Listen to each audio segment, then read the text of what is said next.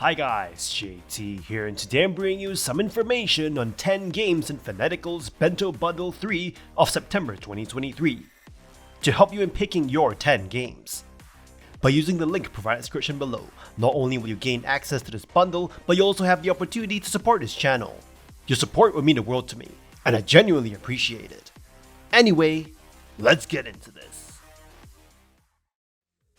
At number 1 we have River City Girls, a beat-em-up fighting game that feels like a classic arcade beat-em-up game from the 90s. You play as Misako and Kyoko. Both of you are in detention when you receive a message on your cell phones. Pictures of your boyfriends kidnapped. Being absolute badass girlfriends, the both of you rampage across the city, attacking any suspicious person on the street looking for answers. There are plenty of people looking for a fight, like your schoolmates who are sent by the principal to stop you from leaving the school. Combat starts out quite simple, but as you bust more asses and smash more teeth in, you gain experience points, and before you know it, you'll be unlocking various fighting moves and stat boosts. Defeated enemies also drop cash which you can collect and spend at dojos littered across the city. You can buy health restoration items and permanent items that you can place in your inventory to provide various boosts like giving you a 1% chance of killing an enemy with one hit. As opposed to the more traditional 90s beat 'em up game, you can actually freely explore River City and figure out where you're supposed to go next, with some paths only becoming available later in the game. However, backtracking will also respawn enemies, so you're not just running around empty streets which you have just cleared. Sometimes your enemies will get on their knees and beg for mercy. When this happens, you can recruit them as assist characters to aid you in battle, and you can recruit up to 63 characters, giving a bit of a collect them all kind of feel.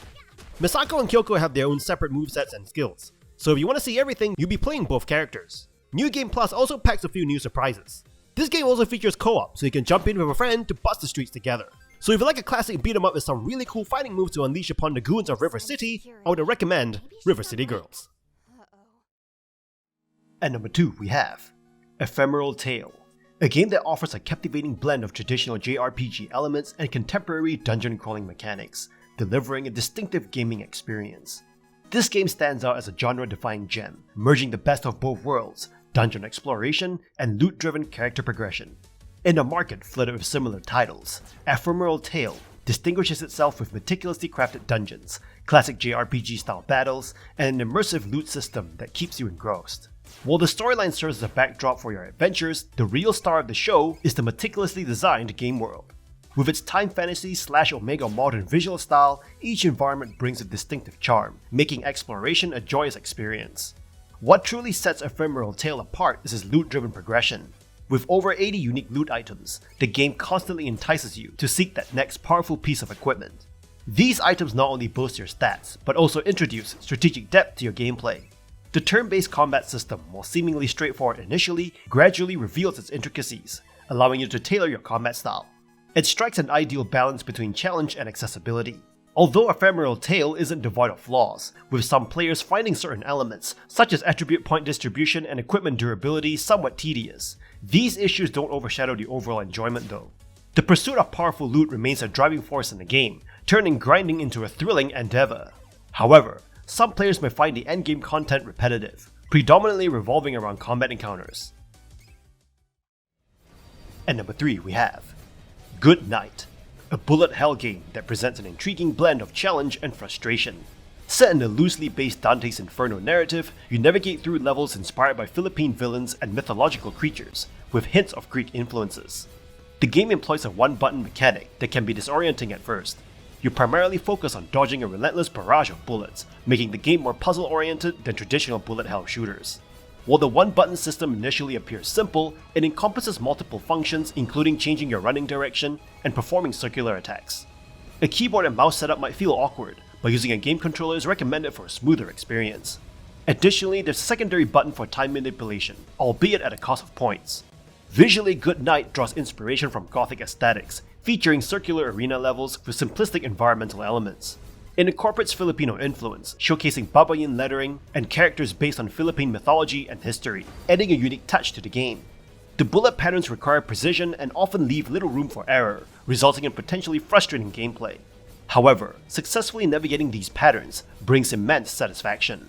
The game is split into chapters, each taking roughly an hour to complete. The lack of mid-chapter save points may frustrate players with limited playtime, but adds intensity to the experience. While Good Night has more positive than negatives, the point-based chapter unlocking system and the absence of in-chapter save points may deter some players.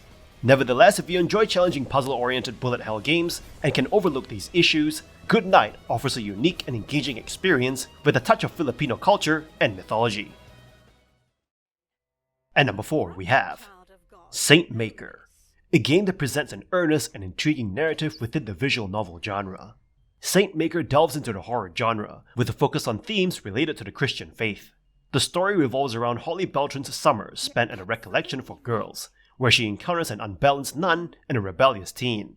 The narrative takes a supernatural turn as the characters experience visions and uncover the mysteries of Saint Adelora's convent. Saint Maker offers a relatively linear visual novel experience, with occasional choices that may impact scenes or lead to a secret ending scene. However, some choices may not significantly alter the overall story. The game's brevity, lasting around 4 to 6 hours, keeps the pacing tight, and its 60,000-word script is a testament to efficient storytelling. While the narrative touches on themes of religious trauma, it primarily explores the complexities of the characters, rather than criticizing Christianity as a whole. The horror aspect of Saint Maker may not be particularly terrifying to everyone, as its effectiveness depends on personal sensitivities. Nevertheless, it manages to create moments of shock and discomfort, emphasizing the dark nature of human relationships. One criticism lies in the predictability of the overarching plot, which follows somewhat conventional narrative beats. Additionally, the visual presentation could benefit from improved animations and clarity, as certain violent scenes are conveyed through screen shaking. Voice acting in the game is decent, effectively conveying the characters' emotions, although some instances may feel less natural. Overall, Saint Maker stands as a thought-provoking and well-crafted visual novel, with a unique narrative and strong character development. At number 5 we have Night Cascades, a captivating Yuri visual novel infused with a unique police procedural twist, transporting you to 1980s America. The game's storyline offers a compelling narrative, filled with intriguing twists and turns, while the meticulously crafted setting immerses you in the era's atmosphere. The addition of music and a UI that masterfully captures the 80s vibe enhances the overall experience, with nostalgic CRT TV scenes adding an extra layer of immersion. While some might find the story relatively short, its well-paced plot ensures that additional length isn't necessary. Night Cascades successfully ties up the mysteries presented and the romantic relationships between the two main characters, Jackie and Diane. However, some players might feel that their romance develops a tad too quickly, with a desire for more build-up to make it feel more earned. Night Cascades boasts great artwork, with detailed character designs and expressive sprites that breathe new life into every character, even those with minor roles. The addition of minigames, although not groundbreaking, adds an immersive element to the police procedural theme, without feeling intrusive. Ultimately, Night Cascades delivers a polished and delightful experience that showcases the dedication and love put into its creation. The richly developed setting, beautiful art, and engaging narrative make it a worthwhile addition to any visual novel enthusiast's collection. Whether you're a fan of Yuri romance, police procedurals, or simply appreciate a well-crafted story, Night Cascades is a must-play. At number 6 we have Fightin' Rage, a delightful throwback to the classic era of side-scrolling beat-em-up games, particularly reminiscent of Streets of Rage. This title successfully captures the essence of retro gaming, offering a nostalgic trip down memory lane. Set in a futuristic and perilous world where humans are enslaved by mutants, Fightin' Rage follows the story of 3 rebels, determined to fight back. The game excels in recreating the audacious and eccentric narratives commonly found in 90s games, complete with over-the-top characters, ludicrous fight scenes, and cheesy one-liners. Simplicity is a key strength of Fightin' Rage. You select your fighter, learn the basics, and embark on a challenging journey. While it may take some trial and error to master the controls and combat mechanics, the rewarding action and tough battles make the experience enjoyable. With 3 unique heroes to choose from, each offering a distinct playstyle, cooperative play becomes engaging as you and your friends work together to overcome the obstacles. Collectibles and branching storylines enhance replayability, adding depth and challenge to the gameplay. The game's visuals perfectly capture the 16-bit aesthetic, complete with vibrant colors and simple sprites, while the audio featuring synth music and nostalgic sound effects enhance the retro charm. However, the lack of online gameplay and occasional lack of guidance for newcomers may pose minor drawbacks. In conclusion, Fightin' Rage is a fantastic addition to the side-scrolling beat-em-up genre, offering a genuine retro experience with its visuals, audio, and absurd plot. While it may present a challenge, especially when played solo, its local cooperative action and multiple endings make it a worthwhile and enjoyable title for fans of classic arcade-style gaming. At number 7 we have Arafel Enhanced Edition. This game takes players on a journey back to the classic era of JRPGs, offering a delightful retro experience. Originally released in 2016, this RPG created with RPG Maker has returned with notable improvements, seeking to rectify the issues that divided opinions in the past. The game's narrative unfolds in the land of Arafel, a world plagued by war between elves and vampires. To save their land from vampire domination, the elves cast a spell that led to the downfall of their civilization. As the protagonist Lita, players embark on a quest to prevent impending doom, accompanied by various companions, each of their own motivations. Gameplay-wise, Arafel Enhanced Edition retains the classic turn-based JRPG mechanics, but addresses a significant drawback of the original game. The removal of an action timer that delayed combat actions greatly enhances the pace, making battles more engaging. The story begins lighthearted and whimsical, but progressively deepens and darkens, featuring surprising twists and humor that pokes fun at RPG tropes while maintaining its mature moments. Arafel encourages exploration within its mostly open-world setting, offering puzzles, quests, and interactions with NPCs that make players care about the world and its inhabitants. Additionally, the game introduces new levels of difficulty, including a story mode for those mainly interested in the narrative.